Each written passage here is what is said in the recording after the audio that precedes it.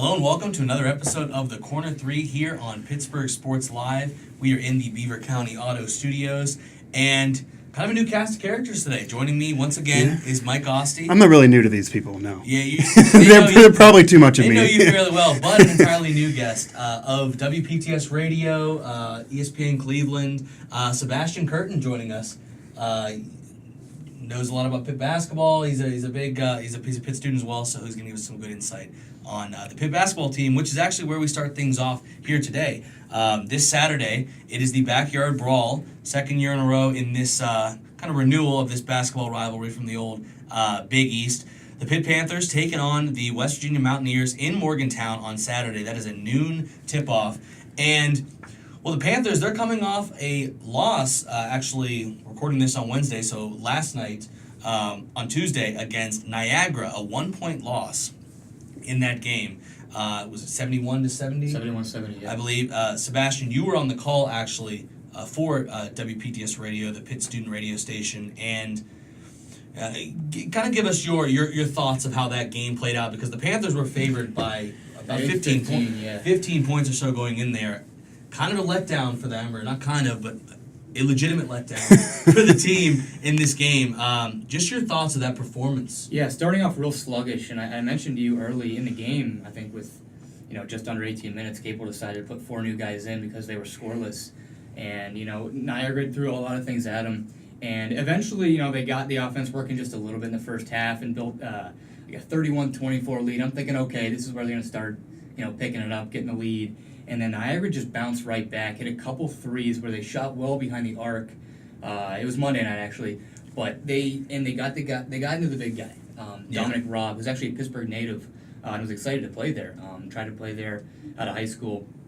And Niagara ended up taking the lead, 34-33, which is very surprising at the end of the first half. And Pitt came out even more sluggish in the second half and could not get anything going offensively. They had wide open shots, but nobody was hitting them. And even despite some foul trouble for Niagara, it is too many turnovers. McGowan's traveled a lot, and it was really interesting to see 18 turnovers as a team. Yeah, and I think maybe 5 or 6 charge calls per team. It got to be, I think there were 3 possessions in a row where it was a charge. Niagara Pitt. It was almost unbelievable. Yeah. And Cale was flummoxed by the amount of charge calls. Oh, I like that word, by the way. Yeah, that is the first time, I believe, on the Pittsburgh Sports Yeah. Live airways we got flummoxed. Okay. I'd like to copyright that. No, Right. but and then they got down 12, and you could tell the crowd was getting nervous, and Cale was trying to throw everything at them, full court presses. Niagara threw a zone at us because we weren't shooting well, and that just kind of got us a little bit in a muck there, and we eventually clawed back due to Xavier Johnson. He's a guy who wants the ball at the end of the game, and his ability to hit big shots and kind of facilitate the ball too when he needs to. I think he's very aware of the emotions of a game, and he did a great job, got us back. Niagara made some classic Niagara mistakes that you're going to make in an away game against Power 5, and Pitt had the last shot, had a great opportunity, but a couple free throws Pitt missed late in the game really cost us a good comeback. Pitt's 2 losses this season to Iowa and Niagara, both been by a point, and they had opportunities, bunnies at the bucket, and just blew the layups. And, you can kind of take that 2 ways, that, they probably shouldn't have lost their 2 losses, but then again, it's also, this young team is not making the plays maybe that are necessary that you would hope them to make, that they eventually will make, but not making those plays down the stretch to close out games. Yeah, this Pitt team obviously is light years from where they were a season ago. They're a much deeper team. They have a plan. And you could try to paint the glass half full in what you were saying in terms of Xavier Johnson emerging as maybe that leader of the team, maybe that guy that in a tournament, whether it be the ACC or the NCAA tournament, if they would get there, or even NIT, that could maybe pick the team up or carry them through a game if need be, because we talked a few weeks ago, that was a concern that Pitt didn't really have that guy. They were so almost even keel with so many players with 10-plus points, so many players, even spreads across the board throughout the starting 5, if not beyond. He is now kind of emerged a little bit that he's that guy they're going to rely on if they need somebody, so that's a positive take. The negative is you're still losing the games, the big games you'd want to win, and it's holding you back from a possible ranking. It's potentially, if you really want to project, that loss to Iowa, namely, if you have that win and you're a bubble team, that gets you in the NCAA tournament. Not having that win, missing that shot to lose against Niagara, and then what we're about to talk about, if you win or don't win against the Mountaineers, those are going to be decisions the committee's going to have to deal with on whether or not you're getting in the NCAA tournament. Right now, Pitt is a much improved team, if not a good team, but they're not a tournament team because they're losing those games that they need to win. And we talk about this game coming up on Saturday between the Panthers and the Mountaineers. The Mountaineers have kind of had some struggles as well early on in the season. I mean, they're 5-3 right now. They have a loss to Buffalo. They've lost to Western. Buffalo's a good team, though. They are. They knocked off Arizona in the tournament last year. Lost to Western Kentucky, and most recently a loss to Florida last night, actually, on Tuesday. Did you watch that at all? Caught a little bit of it. Okay. Yeah. Not pretty. It was definitely not an offensive game. If you like shooting, if you like good offense, only put it up 56 Hopefully points. took the under on that game. Yeah, I mean, it was a bizarre game, actually, and West Virginia's been a bizarre team this year in terms of they are incredibly inconsistent. And that's not even enough to describe them, and it goes back to the Florida game. Anyone who's not familiar with the Mountaineers, if you just watch tape of the Florida game, it embodied the entire season, the entire team so far, where they started off sluggish, they sleep through the beginning of games, then they were red hot. I thought they were going to win the game with how well they played at the end of the first half, early second half, and then all of a sudden, you get, I don't know if they were distracted by the Bella Twins or what was going on. The Bella Twins got interviewed, where they were mentioning that Stokes should be a WWE superstar. They didn't mention WVU players. I don't know if they were insulted, and then all of a sudden, blink of an eye, they can't hit a shot again for the next 5 minutes. They can't. This is what's more confusing. Not only do they miss shots, which they're going to do, Konate and a few others couldn't rebound. Yeah. They literally couldn't rebound, and then he was almost fouling. I don't know if he wanted to just leave the game and go home. It looked like they were just fouling intentionally. It was very, very bizarre. So much so Dickie V, a very nice fella, was really he was like blasting WVU in terms of their effort. It almost was like he was mad at the game he was calling. So you don't know what Mountaineer team you're going to get. Dr. Jekyll, Mr. Hyde this year. They were Sweet 16 a year ago. They are preseason ranked. They're still a more talented team, you figure, than Pitt, and that you'd figure they're the favored team being at home. But this is part of why, despite being a WVU alum, I picked Pitt to win the game, because it almost seems like, and maybe the losses to Niagara and Iowa are going to support that even more in terms of Pitt needs this win now. They need a win like this, even if it's a weaker WVU team. And I kind of think WVU is almost acting like they don't care about this year. They know it's not going to be a successful year. Pitt does care. It's an opportunity for them to steal one. Yeah, and I'm not surprised by kind of the struggles they've had early on, trying to replace the guys that they've lost. And Javon Carter, Daxter Miles Jr., some really talented players, especially at the guard positions, that trying to replace now. And you talked about the game that Konate had on Tuesday. 2 for 10, 6 rebounds, 5 fouls, 4 points. There you go. I mean, he was awful in that game. Now, maybe he would not follow. The problem with him is he's inconsistent, but he very rarely follows that game up with a worse game. So Pitt maybe would have been better off if he's coming off a decent game. He's usually off and on. And I think that this is kind of the worst possible scenario if you're West Virginia that you want to run into Pitt.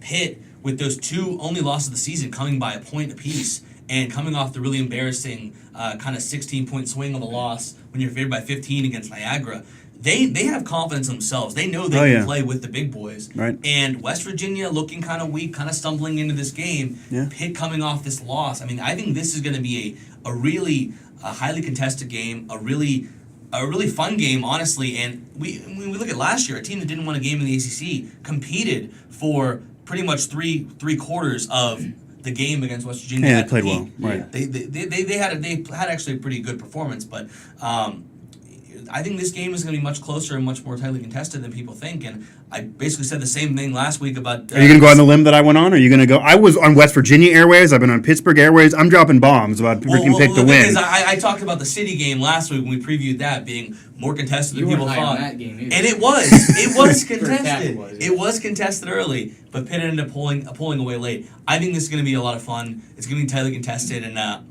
so you won't. You're not going to go on the limb. No, I'm going to do it. You're going to jump with me. I think the Panthers are going to win this game. Okay. Well, I'm already there, so you just join. You can't. It's not. I guess I'm copying Mike Asti. I think Pitt has a lot better chance this year than did last year. Last year we got down big and actually cut it to 4 with a couple minutes left, and we had nobody to guard Carter last year. And this year we have a good backcourt.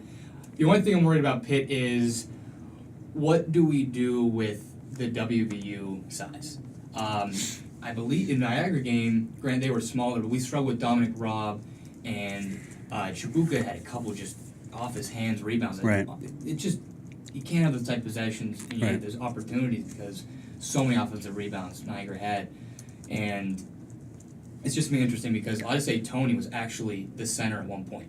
And Yeah. you can't do that against Kanote, who's 6'8", 6'9", and do we keep on doing the full court press and try to speed things up? Do we try to spread the floor out? I don't know, but I don't think this year we've seen Terrell Brown and Chukwuka on the court at the same time. I don't think that's ever been. We played it lineup. very sparingly, and I think that what kind of the big two of the big issues that I think Pitt can run into in this game against West Virginia.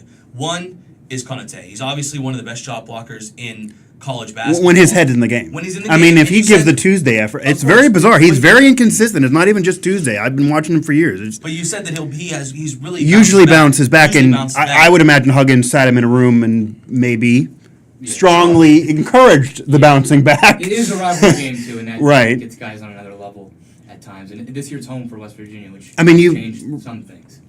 True. Yeah. No. If this was in Pittsburgh, I would definitely go far in that direction. But yeah. Yeah, but when you look at this Pitt team, and they're really, I guess they're really having their success driving into the paint, and trying to get shots down close. You look at the stats, and they have had the fourth most shots blocked in the country at 46 so far. And you're running into a guy like Konate, who's one of the best shot blockers in the country. Right. I mean, I think these young guards, they've really struggled against athletic and long big men early on in You'll the see, you'll see season. the Mutombo meme every now and then Exactly, on Twitter. yeah, you're gonna I'll see throw that it up one. if it happens. And guys like Xavier Johnson and Trey McGowans, they drive into the paint with reckless abandon, and they've had a lot of shots blocked this season, and they're still adjusting to the size, the athleticism of college basketball. Right. I think that's going to be something they're going to really have to struggle. They're going to struggle with in this game is trying to deal with him with his length, his shot blocking ability, and it's going to force them to have to make some shots from the perimeter. I think Jared Wilson-Frame needs to be that guy who hits those baseline threes because Xavier Johnson's able to get around a lot of guys. And they're going to see it this year. Even Right. at the Yeah. ACC level, I think he's able to get in the middle. And if those guys are open and McGowan starts hitting some threes, do it a couple Monday night. But Wilson-Frame needs to catch some fire in this game at some point. The because- threes are big. Yeah, and West Virginia does play that full court press zone too, which is going to suffocate us. That is going to. I'm going to be very interested to see how this. It'll be interesting too how long West Virginia plays the zone. When they put the zone in, how long they use the zone in terms of when they're really trying to press Pitt. Just because they have the shot blocking ability, they have the rebounding ability. If they don't rebound, they can't win. And usually they do out rebound opponents, except for the game against Florida, which is when the game got out of hand. But they're not a great shooting team, and the way to get around them is being able to hit threes. If you can hit threes, that is almost can lead you into a blowing out West Virginia. So it's depending on your confidence in terms of Pitt hitting shots. They will have to be a better shooting team than West Virginia, and they probably are going to need somebody, whether it's Wilson Frame, whoever it is, to hit threes. That'll be able to equalize the press. That'll be able to equalize West Virginia in terms of they just can't hit shots as well in general. That's why I don't think they're going to win the game. But if Pitt gets cold, that potentially could be a problem. If they get cold for too long, because even if West Virginia's not hitting shots, then they're going to be able to get. They will always be able to get easy ones because Right, of the defense they right. play, So they're because still of the gonna get intensity. points, yeah. They're going to get fast break points. They're going to get points in transition. Whereas if Pitt stalls in that half court offense, I feel like they're gonna. Now they have been able to create turnovers, and they've been one of the best defensive teams so far this season. that's what Florida did. You look They at were Ken they were Ball created ratings, turnovers. It has been one of the better defensive teams in the country, but I do kind of worry about them being able to get effectively into their half court sets and create offense there. Is there a concern? Because we were talking about at the top of the show where Pitt maybe needs this win to maybe get a chance at the NCAA tournament, or maybe even depending on where they are in the NIT, they need a staple win like this despite winning some games. Is there a concern that, I don't know if it's just me or many others, I mean, West Virginia was preseason ranked in their Sweet 16, but they've lost so many players, depending on how, that if Pitt does win, they almost then would need to root for West Virginia the rest of the way, because West Virginia, if this keeps up, they almost could putter that from being a quality win. Well, that's the thing I mean, this might not actually be a quality win if West Virginia really has the year that I'm projecting them to have. If they miss the NCAA tournament, then you might have actually still needed that Iowa win. This might not mean as much, and Pitt might end up at the end of the year being ranked ahead of West Virginia. Because There's a lot of basketball left to go, and West Virginia's looking worse and worse as we get Iowa going. looked great. They were 14th at the time. I think they moved back, but that would That would have been a huge win. Yeah, they already had some staple victories. Yeah, and Pitt will obviously be able to come by those in ACC play, but I think the problem with Pitt is they cannot rely on getting staple wins to impress the committee in the conference. They need to get one of these out of conference games because the conference games, they're going to beat up on them in terms of the elite teams of the conference, and even the lower teams, they're conference games. They can go either way usually. And I thought that going into this kind of this 5-game stretch they've been on, dating back to the 21st of November against St. Louis, I thought this rivaled as one of the toughest stretches of their schedule this season, even before conference play. Because obviously you're going to play Duke and UNC and stuff, but you have St. Louis, 14 Iowa, Duquesne, which is still a talented team. Niagara, which I thought was the one game that I kind of guaranteed. I thought there was a guaranteed win in there, and they obviously dropped that the other night. All right, so Pitt's going to lose this one once Cale makes the prediction. And then West Virginia. So I thought that it was really crucial for Pitt to come out of this stretch with at least 3 wins. And right now they're 2-2 in this stretch, and it's kind of, I think it's a tall task to go into Morgantown and have to get that crucial win to kind of win this stretch of the season, as we talk of like in baseball, like winning like a road trip or something. It's a tall task now that you kind of hurt yourself by losing this game to Niagara, and now you're in a situation where it's kind of a must win in terms of setting the tone for the rest of your season against West Virginia. I mean, there's pressure on the Mountaineers, though. There's no pressure on Pitt. That's an advantage, too. WVU has even more pressure now after losing to Florida because now they also need some of these wins, and I think the fan base realizes this is a more of a rebuilding year, but still, they're at home. Huggins is – I've been around him. He's going to be mad. I mean, this is – leading into this game, he is going to be mad after that Florida game. So he's going to be scaring them into almost maybe telling them this is a must-win. Agreed. Well, I think Pitt's going to be mad, too. Jared Wilson-Frame was very upset after the game, saying he didn't prepare the team before Niagara, and the whole week of practice, I guess, was pretty crummy. Maybe it was good that Pitt lost to Niagara to equalize, maybe. And I think, honestly, the pressure that Pitt players haven't lost. I know, it's some bad luck. We're losing the goat right now. It's hanging on by a thread here. But I think the Pitt players are putting a lot of pressure on themselves. I think they heard a lot of stuff last year and the whole stalling situation. I think they're trying to prove everybody wrong. Okay. So I think the pressure just on themselves inside the locker room is bigger than we think. Because I think there are some egos on this team, but good egos. I think Ellison is a self-confidence. Guy. Yeah, self-confidence. I think Ellison's going to be a really good kid. They're a deeper team than WVU. Absolutely. That's big too. If they can get Konate in foul trouble early, that's a big deal. And we got Robin in foul trouble too. I mean, it's Niagara, so it's a little different. But no, if we can get big men in trouble, it's going to help us a lot. Because that's especially WVU though. That's their system. And that's Pitt's biggest weakness is big men, because they're pretty thin. They have Terrell Brown and Kene Chukwuka, who aren't the cream of the crop. You pronounced that a few times. That's not bad. Hey, I mean, got a lot of practice. Doesn't throw a piece Iligoma in there too. Exactly. This even could be a game though. Get Konate in trouble. I feel like this is a game Huggins might get ejected from. I think he's waiting to really start getting mad. This could be an unraveling for West Virginia if Pitt. What Pitt needs to do really is start out strong, because West Virginia starts out slow, and they need to potentially get Konate in foul trouble and maybe hit them threes early. If they don't do those things, Pitt is not going to come back probably to win this game. Who do you think will get more mad in this game, Huggins or Cable? Because Cable's gotten pretty fiery so far this season. I think he got a technical in the first game. Was that Youngstown we went to? Can I ask a question to amend this? Is who's going to get more mad in terms of at their own team or at the referees? See, Cable will get more mad at the referees.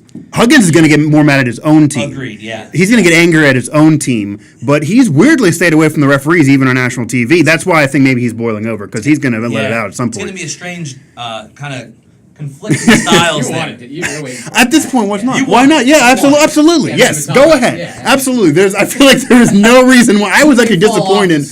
I was disappointed why national TV, Dickie V is dry humping Konate on the broadcast, and we're in that here. We don't have FCC down our breath, and he lets it go, and he put a couple players aside and just slapped them on their end. But he's wearing the pullover. He got the suit pants on the pullover. I need to see a beat red face, and I'm ready. I need him to boil over. That's what we're here for. If you're watching West Virginia, you're here to see Huggy Bear go off. It's about reality TV at this point. Yeah, with Huggins. Yeah. Yeah, and he plays into it at times, though. That's what I'm saying. Like, if this, he might intentionally do it. He's not going through this year without getting ejected from at least 3 games if they're missing the tournament. Oh, definitely. Yeah. You gotta get your money's worth. What's the over-under on the ejection count?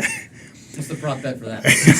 I would put the over/under at 3. Okay. Right now, I'm tempted to maybe go push, but we'll see. It depends on whether we get one here because this is a target. This is a target. A lot of travel too. A lot of rides. That's true. From a lot. See you later. That's true, and there's some beverages on those rides. Depending, watching the game film might elicit some more beverages. You never know. I don't know whether he's going into those games fresh or not. But since as we wrap things up here on the Backyard Brawl Talk, Huggins looks like us here, not like how you're dressed right now. Exactly. I feel like a waiter right now. You know? Yeah, you're serving up the hot takes. Exactly. Yeah. So we've given our predictions.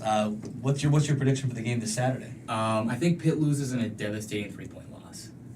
Really? Again. Yeah. You're like the Grim Reaper. Yeah, seriously. So I think we're right there neck and neck. Is there a such thing though? Because I'm sure Capel maybe in his heart of hearts didn't mind losing that way to Niagara, didn't mind losing that way to Iowa because it's a team that he wants to build with and maybe teaching them some lessons.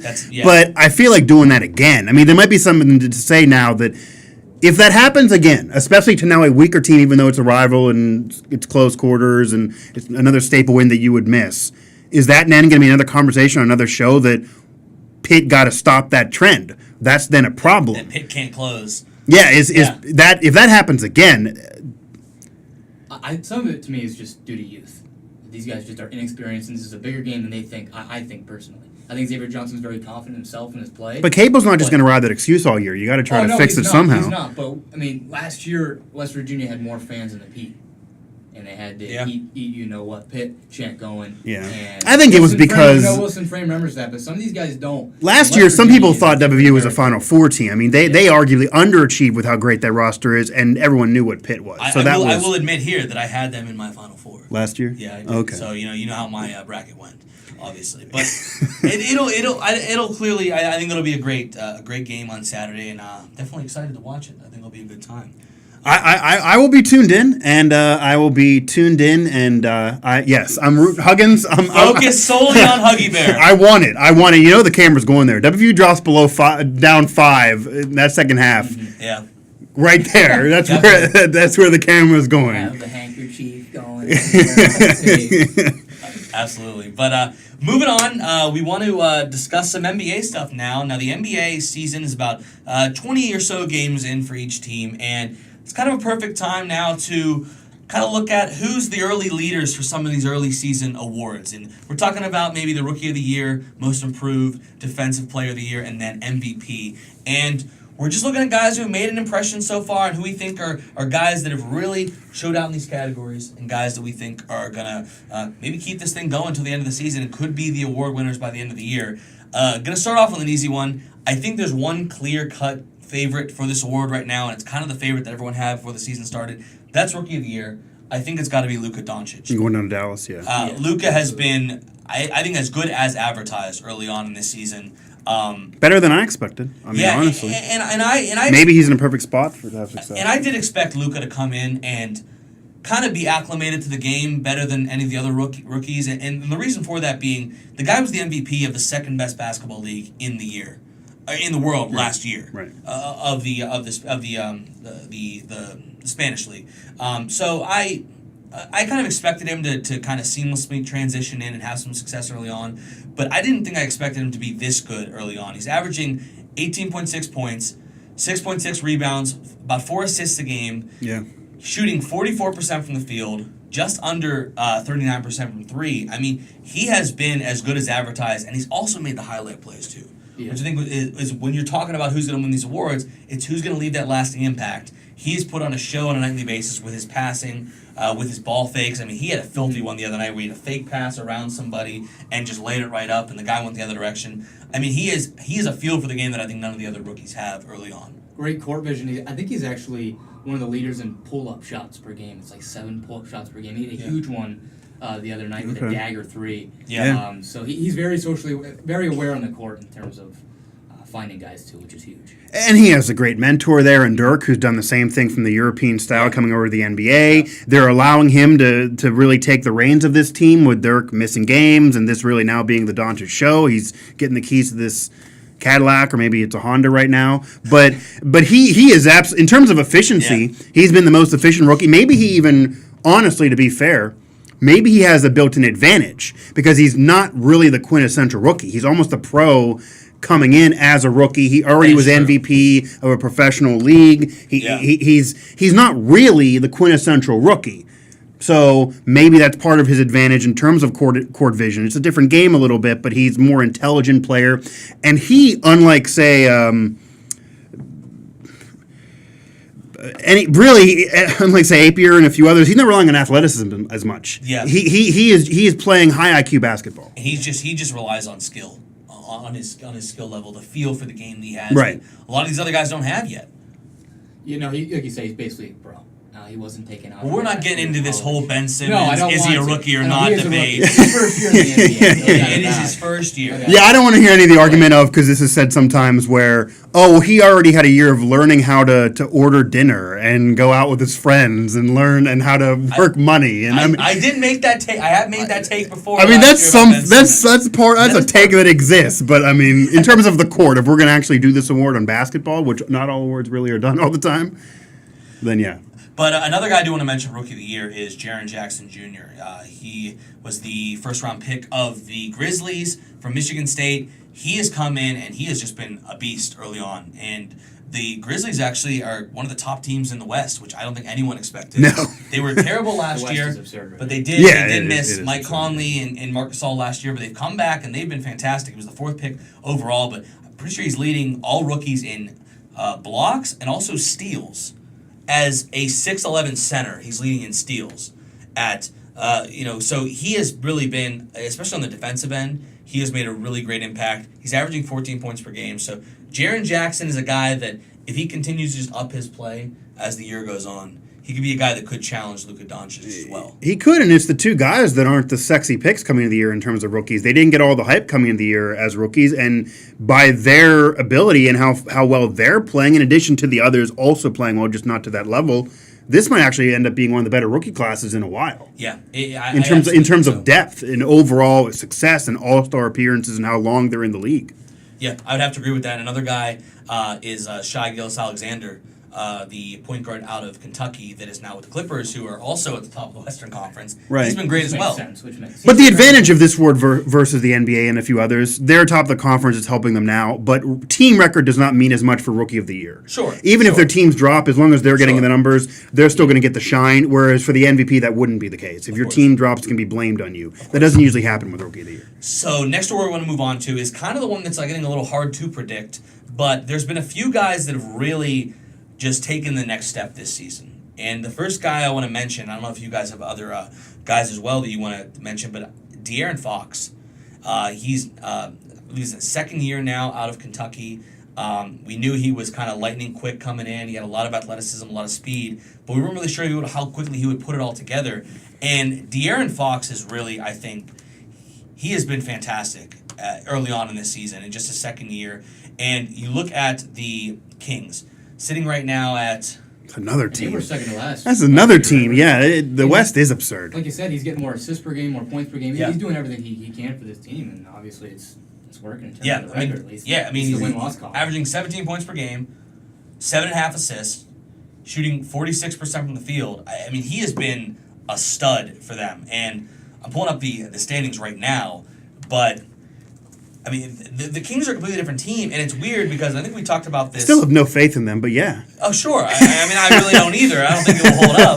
But I think I talked about this with Alan last week, is that the Kings are weird because they're just that team where you look at their roster and you're like, I remember that guy in college. I remember him in college, too. Yeah. And it's just a bundle of guys that were great. But they're all the college players that you didn't think would have success in the NBA. Yeah. I mean, it's outside of Bagley, and Bagley's been okay early on, but yeah, I mean, they've really got a really strange mix of players, and I mean, the Kings right now, they're at technically the 9th seed, but they still are, I think, better than everyone expected them to be. Well, yeah, for sure. Yeah, for sure. And so I think he has really been I think, a star early on, and has really impressed myself and a lot of people the way he's played in his second year. Yeah, I mean, the Kings are... The West is completely absurd, though. I mean, the Clippers, the Kings, the Grizzlies, these teams, the Nuggets, they're going from in contention to even above and being a legit contender for the conference based on what we've seen so far, and I don't think any of those teams, many expected to actually be in playoff contention, let alone be where they are right now in the standings. But you look at maybe like a Lou Williams on the Clippers in terms of what he's been able to do for that team, but... There's a lot of weird situations going on so far in the year that it's hard to project right now because a lot of these aren't going to hold up. Well, a couple of years ago, the Warriors only had 9 losses, and now through 27 games, they've got 9 losses. It's a good point. I mean, we say there's no parity, but right now we're seeing just a little bit of it. Exactly. No, I mean, because it maybe even is easier to go the other direction in players that are more disappointing and teams that are more disappointing. And I don't know if that in terms of what's going on so far in the NBA influences what we're seeing. You go to... Even the Warriors could argue as a disappointing team right now, even though they're going to be a title contender. And just as I mentioned about the Kings, their roster and all the guys, and just it's kind of funny. I want to read these names off to you guys real quick here. So we Marvin Bagley, huge name. Willie Cauley-Stein from Kentucky. Yeah. We got Yogi Ferrell from Indiana. De'Aaron Fox, Harry Giles, Buddy Hield. Buddy Hield is something. That's a quintessential college player. Justin Jackson. That is a quintessential college player. Justin Jackson from UNC. Frank Mason from Kansas. Ben McElmore. And I think this has to be the funniest name on this list. That Zach Randolph plays for the Kings and is still in the league. And that's the funniest name because I remember when he signed there and got a free agent deal there, it almost seemed like a Vince Carter type of deal where he was just going to get the money. It was just the team that would pay him the most. They were in contention. He thought his chances in the playoffs were over. And he is falling backwards into contention right now. Almost, I feel like, maybe more than he once. Yeah. He's somehow now, and he's the leader of this team. The young kids are dragging him to a postseason appearance, potentially. Yeah, it's kind of funny how it works out because we were talking about Vince Carter before the show as well, and he's just kind of like hanging out on the Hawks. And and it can't happen for him. Yeah, he's mentoring someone on the Hawks. I mean, many thought that he would be mentoring a Rookie of the Year on the Hawks right now. Exactly. But another guy real quick I want to mention here for most improved is got to be Tobias Harris, the small forward, power forward for the Clippers. They're right now the 2 seed. Yeah, that's crazy. 16-7, which is, I guess, tied with the Nuggets, who are also 16-7. But I don't think anyone expected the Clippers to be there. No, but the best team in Los Angeles. You look at Tobias Harris, he's averaging the most points he's ever had in his career. He's shooting 42% from 3, which is the highest clip of his career as well. Shooting the best, just overall field goal percentage of his career, while taking the most shots, making the most shots. I mean, the guy has really expanded his role at the age of 26, and you kind of don't take into account that he's been in the league for like 7-8 years, and you don't think that, but he's hitting his stride finally at the age of 26, and he's really been, I think, the most important player for this turnaround for the Clippers. Rebounding, too. Rebounding a lot better than he has recently. Yeah, exactly. Yeah, he's rebounding 8.4 rebounds per game. Which one of them do you have the most confidence in that when we do Corner 3 in March, we still can bring him up on the broadcast? I'm honestly probably going to say Tobias Harris, because I'm not sure if the Kings are going to be able to keep this up, and I think maybe we'll see some fluctuation in the play of De'Aaron Fox. But I think Tobias Harris, I think he's for real. And he's a guy that he's been in the league for 8 years now. He knows how it works, and he knows how to consistently perform on a nightly basis. I'm going to say Tobias Harris. You know I'm going to be wrong. But right, that is true. He's going to be wrong, and I also want to... So I guess put your money on De'Aaron Fox. Or anyone else in the league. Yes. I think De'Aaron Fox has a brighter future than... Oh, agreed. But I think this season right here... a left-handed guard, everybody wants one of those guys. Of course. Yeah. And he's got some of the... a little side here, he's got some of the best shoe game in the league. And I think ever since the that'll keep you in the league for a while. Players will want to bring you around. Yeah, but ever since the league has gotten rid of the shoe color restriction, guys have just been going off with whatever shoes they want to wear, pulling out all the stops when it comes to on-court apparel, and he's been like leading the pack. He's debuted some great shoes this year, and I don't know if that plays anything into it. But I have to say, I love what I see on the guy's feet. I want to say... A big sneaker guy myself. You saw it happen in a movie like Mike. You have a foot fetish? Yeah, maybe a foot fetish from Cale that he's admitting here on the show? I just like basketball shoes. Okay. Cale told me this was all real formal, and then... Right. Well, I mean, he did take the tie off. Once he took the tie off, you knew he was trying... Yeah, he was teasing you there. A glass of wine or something. Yeah, I don't know. I want to see the NBA players start throwing decals and SpongeBob on their shoes like in the NFL. Once they took the rules and the reins off them, they're now getting crazy with their cleats. Well, or NBA players are so worried about branding and they want to sell you this shoe, but will they go buck wild for a game and really? Well, they actually have been. A lot of guys have been wearing SpongeBob on their shoes. It's the NFL that only has the 1 week where you're allowed to wear crazy cleats or something, which makes no sense to me. But I digress. But they're still getting crazier in that fashion though. The Craig Sager suits, that was really cool. That was cool. Everyone that was cool. Yeah, definitely. That was cool. Craig Sager shoes maybe I want to see like a Craig Sager variation shoe. I like that. Ooh. I like that a lot. That's up in the air. That's out there for anybody. Yeah, I'd buy it. I'd definitely buy it. LeBron. Exactly. Second to last award here, Defensive Player of the Year. I think there's one guy who's really just stuck out. It's got to be Rudy Gobert. He was a guy that was leading it last year until he ended up getting hurt. I believe he hurt his Achilles or something last season, but he has just been a stalwart for the last few seasons now, and I think it's about time he wins that Defensive Player of the Year award. He is just a beast in the paint.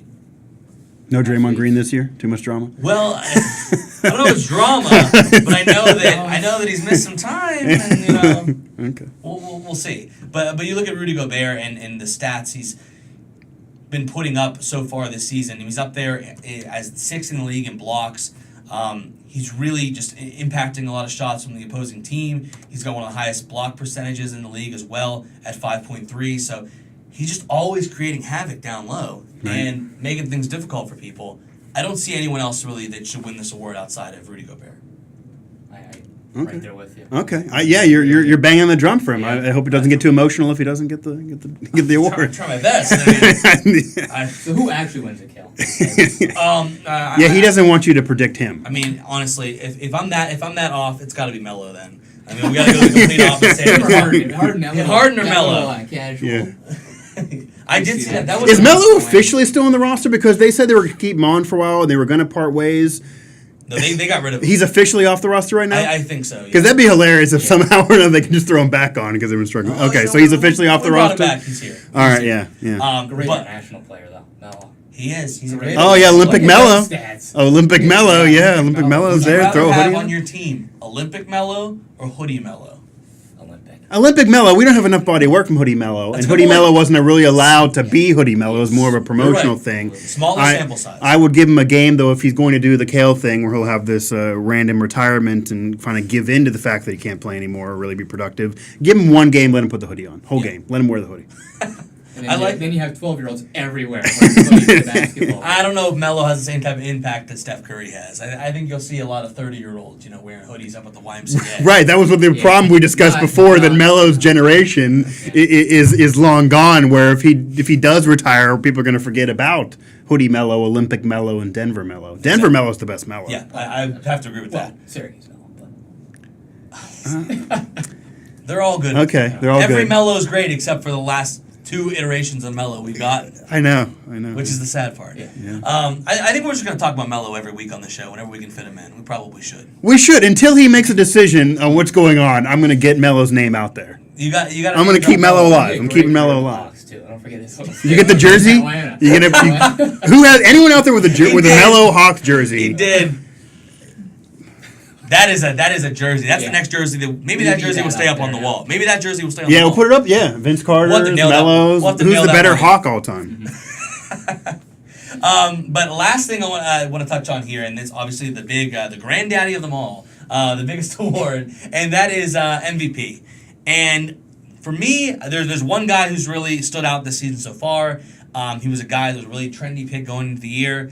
But I think there's another guy that's kind of in the conversation. But I do want to say I think it's got to be Giannis Antetokounmpo.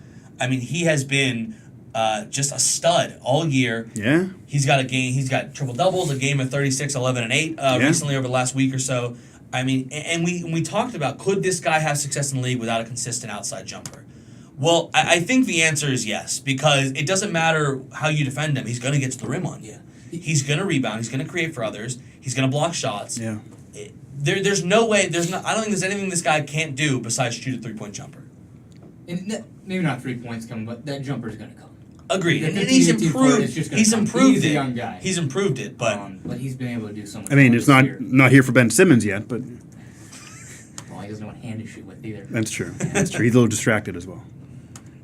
Yeah, we had to bring Ben Simmons in. Right. Yeah, there you go. See, he knew where I was going with that. Yeah, definitely. But I'm supposed to be mentoring these two kids and just go off the rails, but Thompson, yeah, and they can just blame your parents can blame me.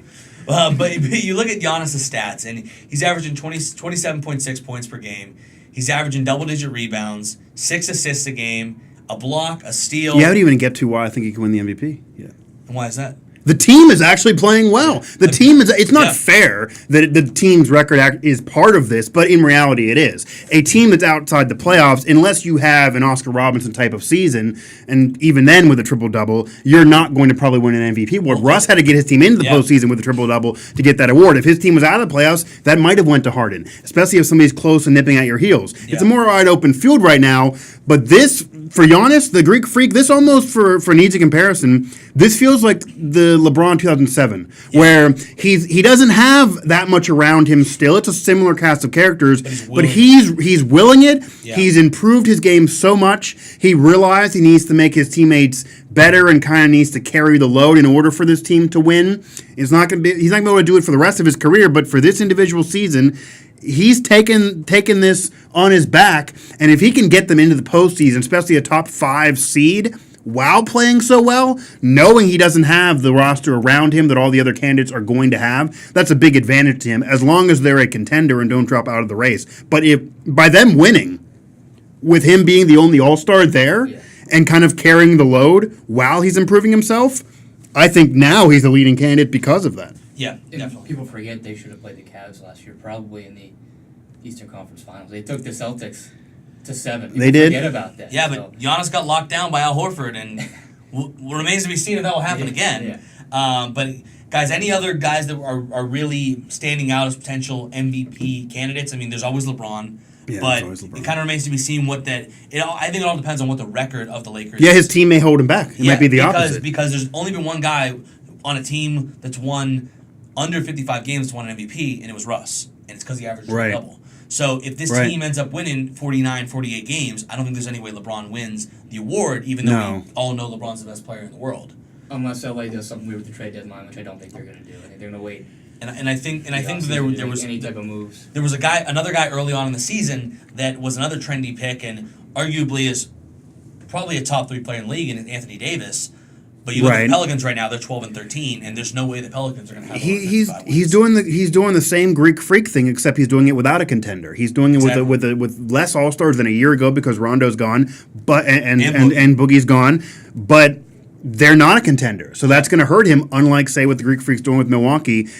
Does Steph or KD have any shot at this, or is the internal drama going to ruin it for both of them? I would say Steph has more of a shot than KD. Yeah, I would definitely say Steph has more of a shot than KD, and that's because of he missed a few games, but the tear he was on early in the season, he was on pace, and I think he still is right now, to break his own threes in a season record. He won the MVP when he broke that record just, 3 years ago? Right.